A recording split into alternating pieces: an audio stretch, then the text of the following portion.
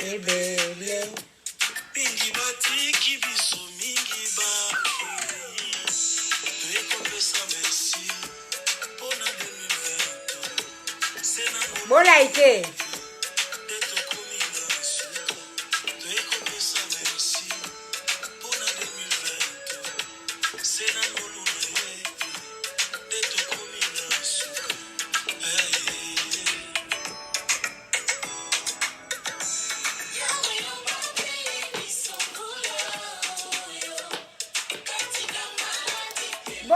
bolaike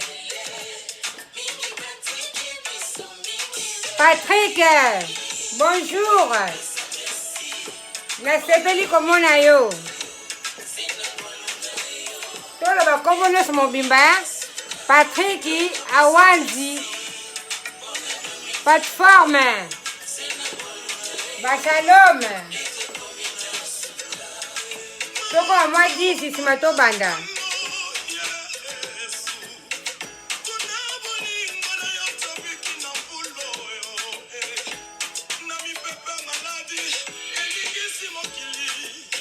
Bolaike. Kwesala nga bien.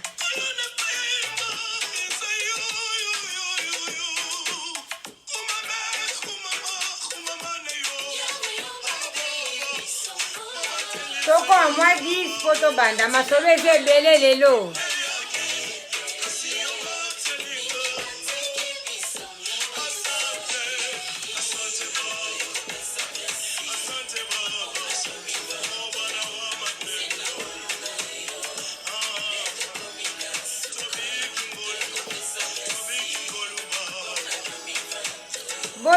Bolaike toko a mwa 10 po tobanda. Obimi na yo.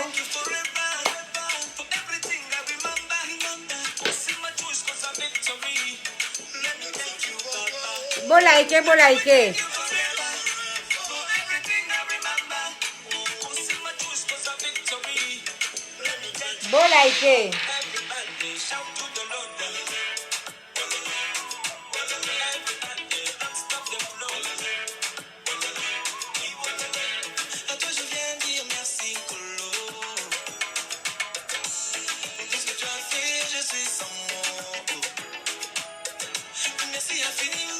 Bon, tobanda programme na biso lelo. Avant tout, je suis une femme trop âgée. J'ai plus de 50 ans. nazobanda programme na biso lelo. Avant tout, nalingaki ko remercier Nzambe. Nzambe azali kobatela biso. Na marche tozali kosala, tolalaki, tolamuki, tokomai lokola bawei. Kasi na bolingo na ye pe mawana ye. Akomisi biso na tango oyo, yango wana vraiment faut toza reconnaissante. Nana banda programme na biso. Mbote na bandeko nyonso oyo bazali kolanda biso. Bana monde entier mbote. Na babone nanga, bafai nanga. Yanga ya bino kuki. Naza awa. Pona sepelisa bino. Naelaka bino ba nouvelle, ba makambo ezali koleka na communauté na biso africaine. Tozali ko continuer na sujet na biso to bandaki déjà. E fallait tokanga yango, mais moi tokanga yango ezate babone bazali kobenga. Babone bazali kobenga, bazali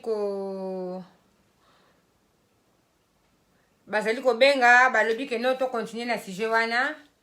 Yango wana tozali ko continuer na sujet na biso wana. Donc nazana ndeko moko abengaki ayebisinga mama Kuki. En tout cas, meka kolobela likambo ekoyelaki ngai. Bamisu balobi yo mama Kuki tour wana olobaki mingi makambo mibali. Eske babotoli yo mobali osuprome na mobali wana mameda. moninga na ngai mama bana ngai zala wana na sepeli. Francisco Mukunai na sepeli komona yo. Zala wana to solo la ke pesa nga ba courage. nasepeli. Donc babotolinga mobali te, nasa mpe na problème na mutu te, nasui problème na mutu te. Donc botala nanu nga, ese bakobotolanga mobali ese bakobotolanga mobali, nabala pe te, nakobalaka pe te. Bon, na bandi ndeko moko ayaki ayebisinga mama Kuki, nakosepela mingi olobela likambo ekweli ngai. Na sujet oyo bandaki nasepelaki na yango vraiment. Ndeko ayambaki ndeko wana akei mosala, moninga ayambaki atikali na ndako na ye, banda okangaka bafoto ya ndako mobimba, zwa telefoni na ye, bengela abenge nango Afrique. Bino moko boyebi système eza a na Europe. Pona kobenga Afrique, faut kosomba carte. Ndeko wana wayambaki aye asali sumbela na telefone ya moninga.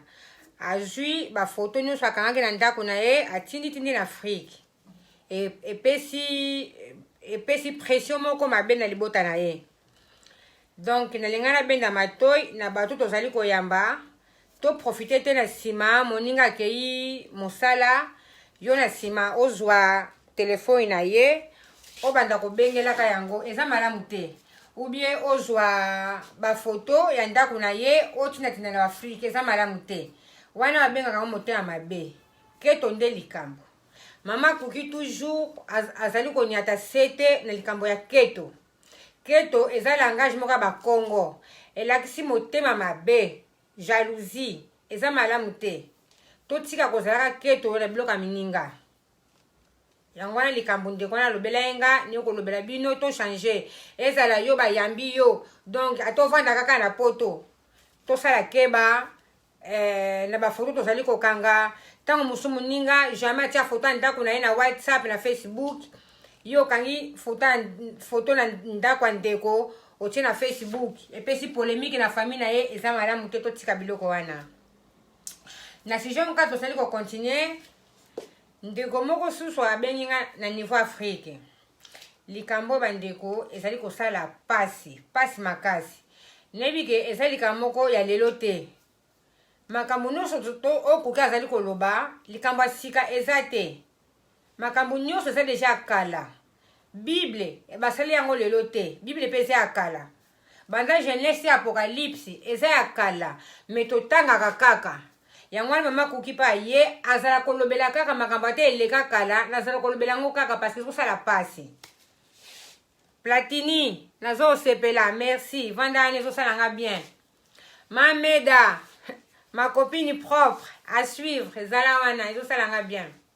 Bonjour Hollanda. Mama moko abenga ya kolela vraiment. Ayi mama Kuki, peut-être eza occasion moko oyo nzamba apesi ye amonanga na mekolobela. Parce que ba pasteur basé belé, pasteur o ayaki ate yo ndeko tika lisumu, tika koyiba oyo kite. Tant pasteur na mususu akoya ate yo mono yoki. Ezaka ndenge moko. Yango ngai lisusu lelo nazali kozongela makambo yango. Mama wana lobi atinda bana na poto. Mama wana ateka lopango. Ona tinda bana ye na poto. Banda bana baya na poto. Santo. Na sepeli. Shalom inayo. Mama wana banda tinda bana na poto. Bana tilelo basalaka eloko moko te. Donc eza kosala pasi. Bandeko nanga mingi na biso mibali. Bandeko mibali. Tangu famille na Afrique eteki lopango, yo moko osa conscient que famille eteki lopango pona yo oya poto. Tango komi na poto, soki nzamba afongoli banzela, ozwi mokanda osali. Kanisala bandeko. Kozala ingrate. Sephora na sepeli zala wana. Ayo nde ayo, ça problème nanga. Mais na sepeli. Ozo comprendre? Yo komi na poto, nzamba sungi yo, oumel tozu mukanda. Linga okanisa. linga okanisa oyo baparent na yo basalaki yo oya na poto oyebi ke mama na bino baparent na yo otika bango na de pétrin yo okomi ozwi mokanda mingi bandeko na biso mibali obandi mosala efale okanisa nanu mpasi oyo baparent na yo okanisa yango te mbala moko oweleli obengisa mwasi obengisa copine obosani ke no baparent na yo otika bango na de pétrin mama na bino peut-être azalaka na ye propriétaire likolo na bino ma bino ateki lopango akomi locataire meka kosunga ndeko eza na mambo ya sika te eza na mambo ya kala me toso kontinue koloba tolobela kaka tome kokanisa na baoyo baza na basitation wana tokanisa bamama na biso baparent na biso totika bateka lopango mpo na biso toya poto ntango nzambe apamboli biso tozwi mikanda tobandi mosala toweya nano basi te mwasi alekaka na ye te mwasi alekaka te basi baza wana ata okokosi 60 ans okokozwa mpe mwana moko 14 ans 15 ans kanisa na pasi baparent na yo otika na le pétrin parce que soki yo oweli kobala mwasi aye poto mama na yo kuna aza kolela ntango nyonso tu mais peut-être mwasi wana oyo obengisi oyo obali asungaka bandeko na ye tout le mois atindaka mbongo na bandeko na ye na mama na ye peut-être pa atonga ndako ya monene na baparent na ye mais yo mobali osalaka yango te eza malamu te mama na yo so azali kolelalela ntango nyonso libala na yo okendeke malamu te yo ya ozwa mokanda okoma na yo kutu saper bilamba nyonso akombo ekoma ya yo babare nyonso ekoma ya yo basi nyonso apoto bakoma ya yo obosani pasi ya mama na bino obosani pasi ya baparent na bino eza malamu te koto mosusu mpe bamama oui nasepeli ndongo obengaki nga opesa nga sujet oyo eza malamu ça dépend mama mwana na yo aye na poto akomi awa mama mokanda eza kopesa te siko akosala mpe ndenge nini mama esika okoma te likolo ekweya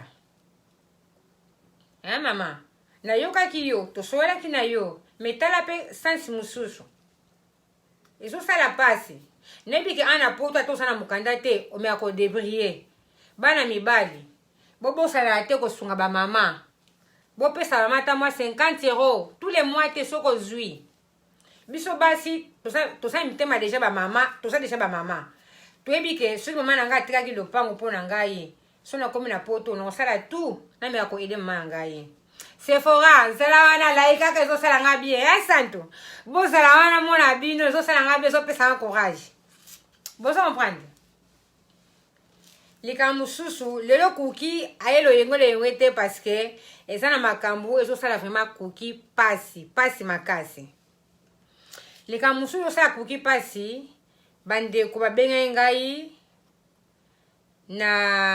na Maroc ndeko mosusu abengi ngai natanga kombo makuki aza na problème ya kobosana Maroc na Maroc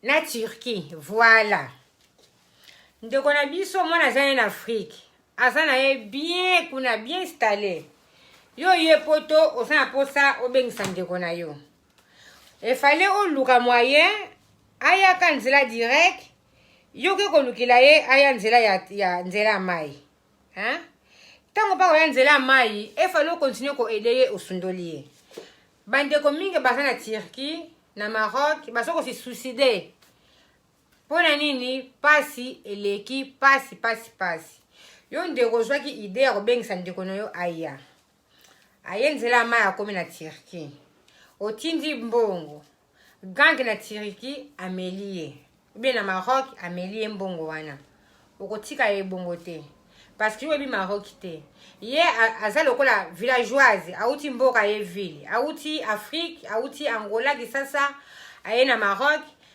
donc akokosutukela mpe Maroc ntango otindeli mbongo wana akuti deja bagangi akuti bato wana bakokosa kose bazwi mbongo wana balie yango wana yo ndeko okotika ye bongo te continue kosunga ye ndenge so bandaki continue kosunga ye akende tina suka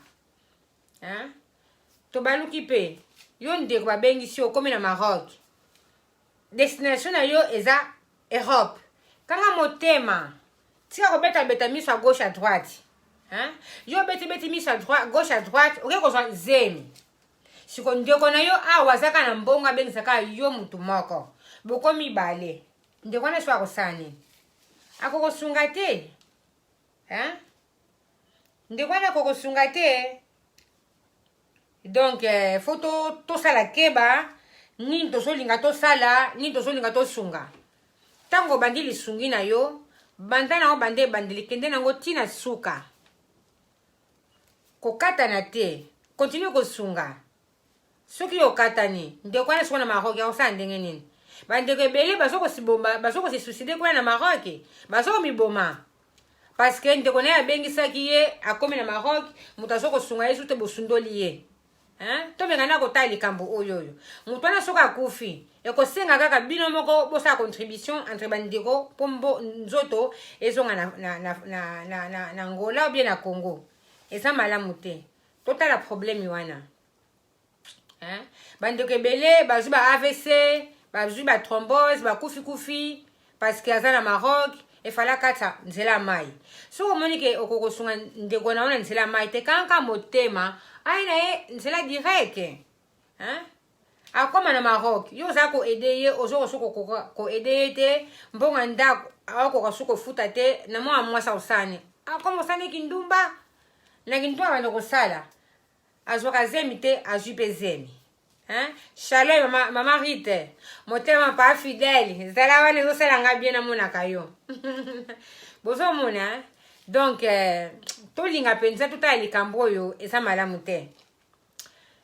Oyo nazosala lingala ere moko na oloba na portugais mpona bandeko na biso baza na Angola bame koyoka biso parce que nasala mina nga baloba portugais soki na kobosala makambo mosusu te. O que eu acabei de dizer em Lingala, vou repetir em português. Estamos a se sentir muito mal. Não quer dizer receber uma pessoa em casa é proibido. Podemos receber. Estamos aqui para ajudar. Mas há um irmão que me chamou a me dizer, irmã Kuki, olha o que me aconteceu. O que eu estou a vos falar é uma história. É uma realidade. O irmão recebeu seus amigos que vieram não sei de onde, estavam na casa dele. Este irmão foi trabalhar, o senhor ficou na casa dele, começou a tirar fotografia toda a casa, a filmar, pegou o telefone dele de casa, chamando na África, sem saber o telefone daqui custa caro. Custa caro. Então, não é bom comportamento. Você tira essas fotografias e envia na África. Você já sabe, na África basta ver as casas da Europa, as maiores casas são bonitas. A família lá na África, vamos pensar que o irmão aqui a vida está boa. Afinal de contas, não. Esse tipo de comportamento não é bom, deixa. Mesmo saíste no mato, saíste no Uíge, saíste no Bacongo, não sei aonde, chegaste numa cidade, na casa da outra, não aproveita tirar fotografias e envia nos seus amigos, no Facebook, no WhatsApp. Não é bom comportamento. Isto traz inveja. Entre amizades, na família, traz inveja. Não é bom comportamento. O que eu acabei de falar em Lingala, também tem uma senhora lá na África me ligou a dizer que ela vendeu o seu terreno para poder enviar os seus filhos aqui na Europa. O que acontece, principalmente os homens. O homem, a tua mãe vendeu o terreno para você poder vir aqui na Europa. Você chega aqui na Europa. Deus te ajudou, conseguiste tudo que podes conseguir para começar a trabalhar. Não tem pressa de mandar chamar tua mulher, tua namorada. Não, a mulher não passa. As namoradas têm bué. Mas pensa naquilo que a tua mãe fez, que o teu familiar fizeram para ti, não seja ingrato. Se você conseguir um bocado de dinheiro, envia para tua mãe. A tua mãe não era inclino. Por causa de você, a tua mãe hoje tornou-se inclina. Pensa de tirar a tua mãe do sofrimento. Pensas naquilo. Não terminou aí. Tem muitos familiares que estão a ver os seus filhos para vir na Europa, mandar chamar os seus filhos no caminho de Marrocos. No Marrocos, para vir aqui, se calhar tem que atravessar o rio ou o mar e não sei. A tua irmã chega no Marrocos, Você lhe prometeste, vai tirar do Marrocos para vir aqui na Europa. Aqui na França. Chega no Marrocos, você não envia mais dinheiro. Hã? Você já não envia mais dinheiro. Não se preocupa mais dos teus familiares que você mandaste vir. Enviaste primeiro dinheiro. Sim, ele procurou alguém. Como dizem em Lingala, baganque. Esse senhor lhe gastou dinheiro, lhe comeu o dinheiro.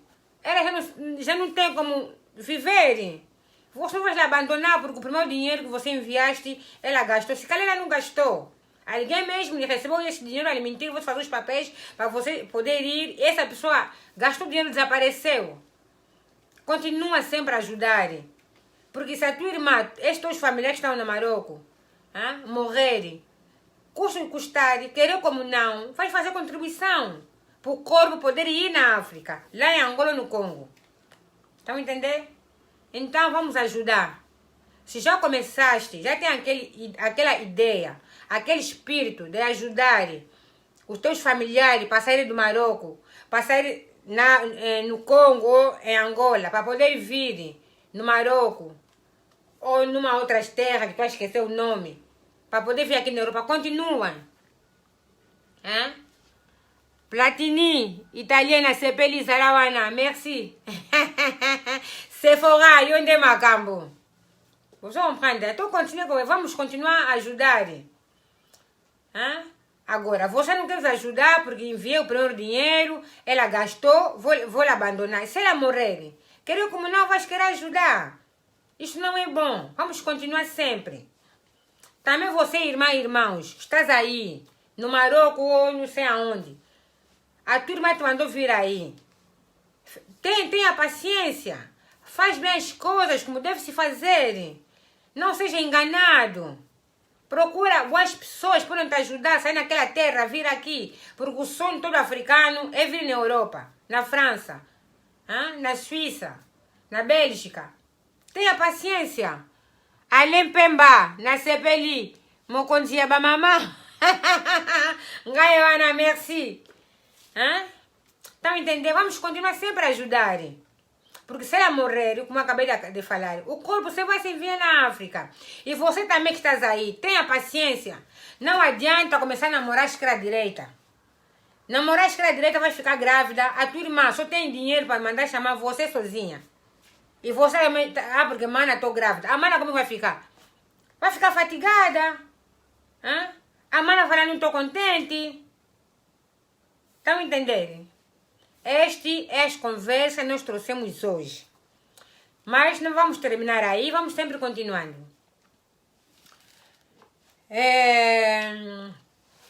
A ingratidão do homem. Aí está o problema. Me disseram, Cuqui, estás a falar dos homens. Será que te receberam marido? Eu? Me olha ainda, como é que eu estou? Alguém pode me receber marido? Vai começar de onde?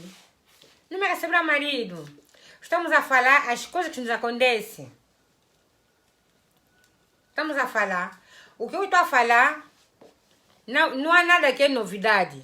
Tudo é antigo. Como a Bíblia. A Bíblia não começou hoje.